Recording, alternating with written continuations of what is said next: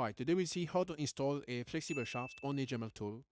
So for starters, you will need either the small wrench, or you can actually also use the top part of the Dremel to unscrew any attachments that might be on the Dremel. Next, we'll also remove this part, the metal piece, and the chuck inside. Now we are ready to attach the shaft. You will need to find a part like this. So on one side it will screw on the Dremel tool, and on the other there is a small square hole that's there to grip onto the square metal spring that's inside the shaft. Installing is really simple, you just need to screw it on like any other Dremel tool.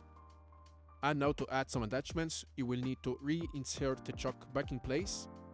Also reinsert the same metal piece that was on the Dremel before.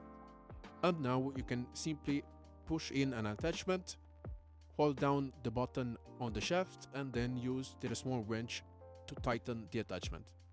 And just like that, we now have prepared the Dremel flexible shaft to use it with any smaller types of grindings or drilling jobs.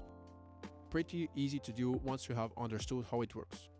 So thank you for watching this video, I hope it was useful to you. If that's the case, please leave a like, and I will see you in the next one.